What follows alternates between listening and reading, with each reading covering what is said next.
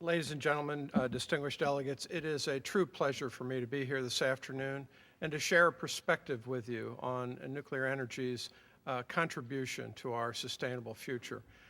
First, the Nuclear Energy Institute is the Washington-based policy for the nuclear energy industry. We represent more than 300 countries in 300 companies in 20 countries worldwide. I appreciate the opportunity to be here today.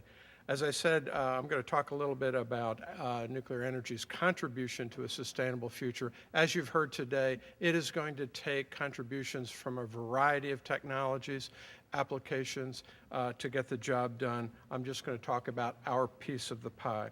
So the next slide, please. My overview today is just to share a little bit with you what I believe are the major trends. I think you'll see that they have been touched on earlier today. I'll share with you a global perspective on nuclear energy today, and I'll share a vision for the future where nuclear technology plays an increasing role in supporting sustainable development, even beyond its traditional electric role. Next slide, please. Now, as you heard from many speakers today, including Dr. Amati this morning, the challenges of poverty are real and they're today. And it's going to take a tremendous amount of work to deal with that. And part of what we're seeing is the intersection of these three trends. The trends of economic development. It's absolutely essential for a country to be able to provide the clean energy necessary for its population to have clean water, abundant food, adequate shelter. And without economic development, those will not be achieved. In addition, you must have energy sustainability or security. You must be able to rely on it. It must be available, abundant, and affordable. If not, there will be global tensions as people jockey for those important energy resources. Finally, of course, life is not worth living without a stable and healthy environment, and so climate change, biodiversity, deforestation, and food chain, et cetera, needs to be addressed, and it needs to be addressed in what I would call a more holistic approach than has traditionally been followed. Next slide, please. Well, if we look at the first trend, which would be energy security, I think this quote really sums it up from a nuclear perspective.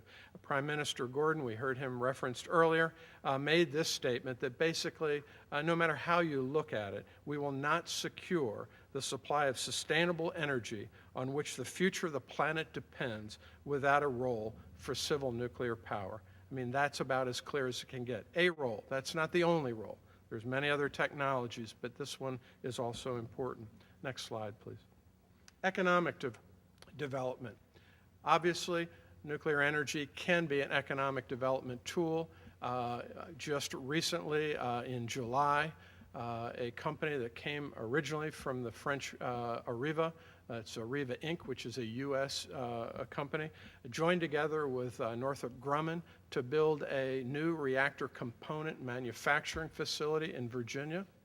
That facility was just opened up, 300,000 square feet, about $360 million investment in that one facility, about 350 high-quality, high-paid jobs.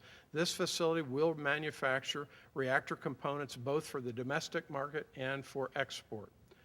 There are examples like this across the United States today. In the last 2 years, we have created over 15,000 high-paid, high-quality jobs, generally about 36% higher than the average wage in the area, at facilities that are gearing up to provide the necessary supply chain for new reactors. In the next year, just one utility alone, Georgia Power, will spend over $1 billion in preparing their site at Vogtle in Georgia for 2 new reactors. Next slide, please. Now, climate change. Again, this is the focus of the UN in many of its venues. This one, certainly, it's been a major focus.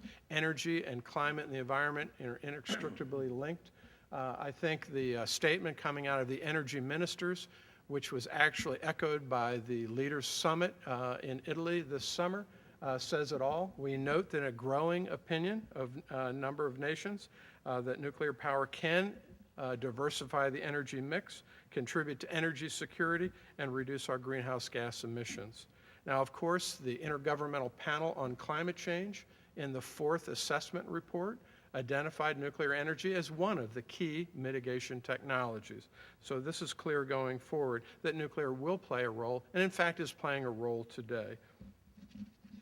Next slide, please. You saw a similar slide earlier. I had a chuckle when I saw it go up because I'd like to think I invented it, but of course I didn't. No one comes up with these ideas on their own.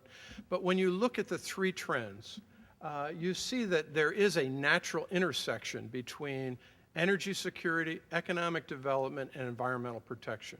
And if we have policies that only focus on one or the other, you will get suboptimal results. I think the U.S. biofuels mandate was used as an example. I think it's a good one. However, if you focus in the center at the intersection and try to achieve all three policies, then you may really move and spur innovation.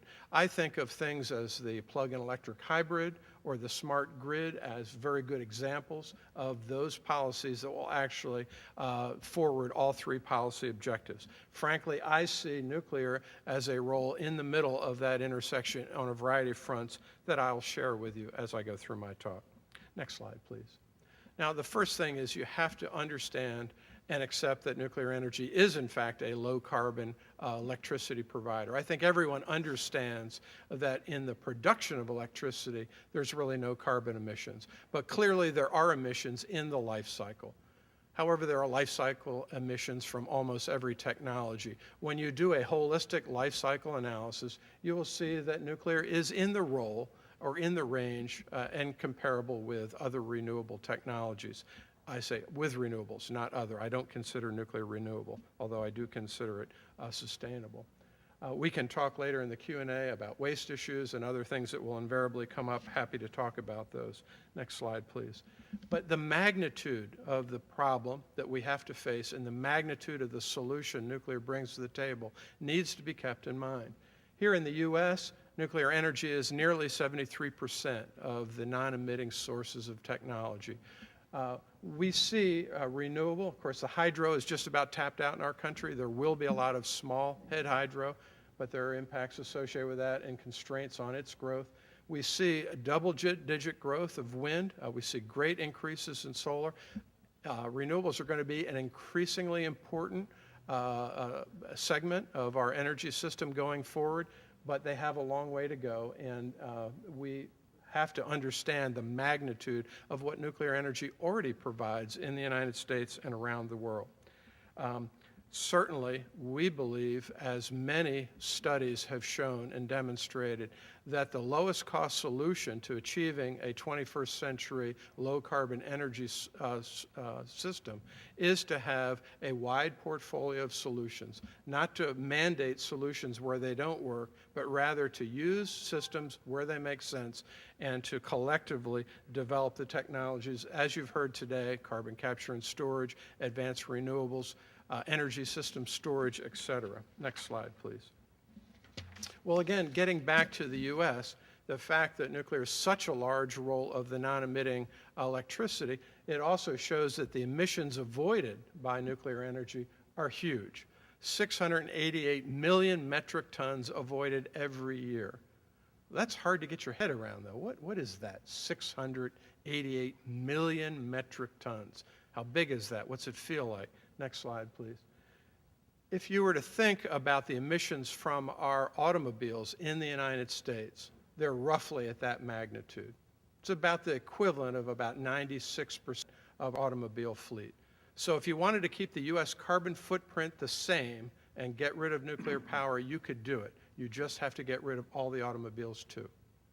So that gives you a sense of where we are. Globally, we have about 440 nuclear plants producing about 15% of the electricity globally. That they avoid 2.6 billion metric tons every year. To put that in perspective, the Kyoto Protocol clean development mechanisms over the entire 4 year of the Kyoto Protocol are unlikely to half of that.